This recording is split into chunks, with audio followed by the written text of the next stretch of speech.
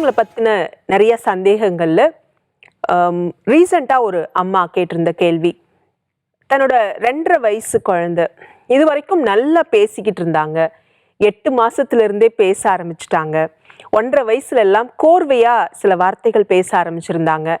இப்போ திடீர்னு 2.5 வயசான குழந்தை ஸ்டாமரிங் அப்படின்னு சொல்கிற திக்கி திக்கி பேசுகிறாங்க, கொஞ்சம் பேசுறதுக்கு திணறான் என் குழந்தை அப்படின்னு ரொம்ப வருத்தப்பட்டு மிட் நைட்டில் ஒரு மெசேஜ் அனுப்பிச்சிருந்தாங்க. அதாவது இந்த வயசில் நல்லா பேசின குழந்தை 2.5 வயசுல தடுமாறுறாங்க அப்படின்னா எந்த அம்மாக்களுக்குமே ஒரு பயம் இருக்கும். ஒரு பேரண்ட்டுக்கு இதை பார்த்தோன்னே அடுத்த நாளே ஹாஸ்பிட்டல் போகணுமா என்ன அப்படின்னு ஹாஸ்பிட்டலும் போயிருக்காங்க.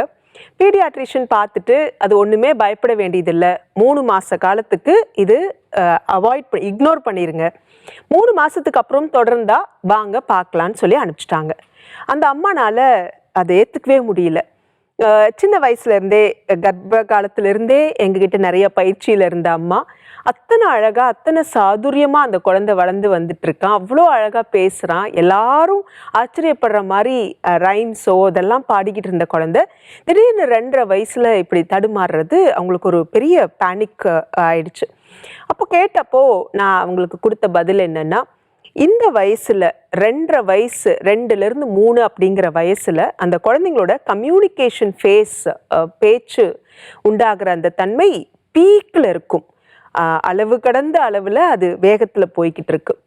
அவங்களோட பிரெயின் அதே மாதிரி அந்த செல்ஸோட கனெக்ஷன்ஸ் ஆகட்டும், நியூரான்ஸோட கனெக்ஷன்ஸ் ஆகட்டும் ரொம்ப வேகமாக போய்கிட்டு இருக்கும்போது அவங்களோட ரிசீவிங்கை காட்டிலும் வேகமாக வெளிப்படுத்தணும் அப்படிங்கிற வேகம் ஜாஸ்தியாக இருக்கும். இது முக்கியமாக எந்த குழந்தைகளுக்குன்னு பார்த்தீங்கன்னா, விஷுவல் லேர்னர்னு சொல்லுவோம், கண்ணில் பார்த்து அதிகமாக புரிஞ்சுக்கிற குழந்தை, காதில் கேட்குற குழந்தை ஆடிட்டரி லேர்னர் அப்படின்னு சொல்லுவோம், பேசுறது. 3வது கினெஸ்தெட்டிக் அப்படின்னு சொல்லி கை கால் மூலமாக வேகமாக ஓடுறதோ, தவழ்ந்து நடந்து ஓடி குதிச்சு, இந்த 3 விதமான லேர்னர்ஸ் இருப்பாங்கன்னு சொல்லுவோம். அதில் ஆடிட்டரி லேர்னராக இருக்கிற குழந்தை காதில் கேட்டு அது பிரெயின் ப்ராசஸ் பண்ணி வெளியில் வர்ற ஸ்பீடு ரொம்ப அதீதமாக இருக்கிறதுனால வார்த்தைகளோட வார்த்தை அது முட்டி மோதி இந்த மாதிரி சில நேரத்தில் ஸ்டாமரிங்காக வெளியில் இருக்கலாம், தெரியலாம். ஐயோ நம்ம குழந்தை தடுமாறுறாங்களே, திக்குவாய் ஆயிடுவாங்களோ, பேச முடியாமல் இப்படி திணறாங்களேன்னு எந்த அம்மாக்களும் பயப்பட தேவையில்லை. இது முக்கியமாக இந்த 2 to 3 அது 2.5 வயசில் ஒரு குறிப்பிட்ட காலத்துக்கு இது நிறைய குழந்தைங்களுக்கு வெளிப்படுது அப்படிங்கிறத புரிஞ்சுக்கோங்க, பயந்துக்க வேண்டாம். நான் டாக்டரை காமிக்க வேண்டான்னு சொல்ல, கண்டிப்பாக உங்களோட பீடியாட்ரிஷியன் கிட்ட இதை காமிச்சுக்கோங்க. அவங்க சொல்கிற மாதிரி ஒரு 2-3 மாதத்தில் இது காணாமல் போயிடும்.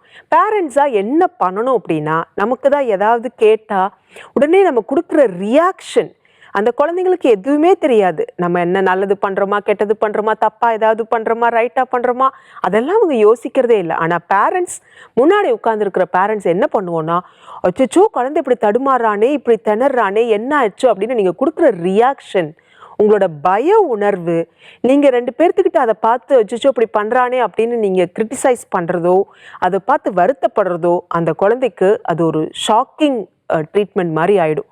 நம்ம என்னவோ பண்ணுறோம், அது அப்பா அம்மா பேனிக் ஆகிறாங்க அப்படிங்கிற அந்த பய உணர்வு அது ரொம்ப இறுக்கமாக ஆழமாக பதிய ஆரம்பிச்சிடும். தயவு செய்து அதை இக்னோர் பண்ணிடுங்க. அந்த குழந்தை அந்த மாதிரி ஏதாவது பேசுறதுல வரும்போது, ஏன் இப்படி பண்ணுற, உனக்கு என்ன ஆச்சு, நீ கொஞ்சம் நல்லா பேசு, ஏன் இப்படி தடுமாறுற அப்படின்னு திரும்ப திரும்ப அந்த குழந்தைகளை போட்டு குற்ற உணர்ச்சிக்கு ஆளாக்காதீங்க.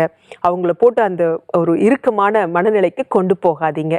இதை மட்டும் தயவு செய்து எல்லா பேரண்ட்ஸும் இந்த காலகட்டத்தில் இந்த மாதிரி பேச்சு குறைபாடு மாறி அந்த குழந்தை தடுமாறுறது தெரிஞ்சிச்சுன்னா தயவு செய்து இந்த ஒரு விஷயத்த பண்ணுங்க.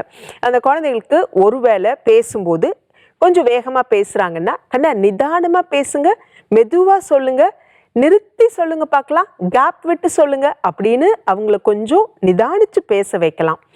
எந்த விஷயத்தில் தடுமாறுறாங்க அப்படின்னு கொஞ்சம் அமைதியாக கவனிச்சிங்கன்னா அவங்களோட புதுசாக ஏதாவது புதுசாக கற்றுக்கிற விஷயத்தில் கொஞ்சம் யோசிப்பாங்க. இல்லை ரொம்ப பழக்கமான விஷயத்தில் வேகமாக பேசுகிறேன் அப்படிங்கிற பேர் வழியில் கொஞ்சம் தடுமாறுவாங்க. இந்த 2 இடத்துலையும் கடந்து வர்றதுக்கு அவங்களுக்கு ஹெல்ப் பண்ணுங்க. 3 மாதத்துக்குள்ள இது காணாமல் போகிற விஷயந்தான்.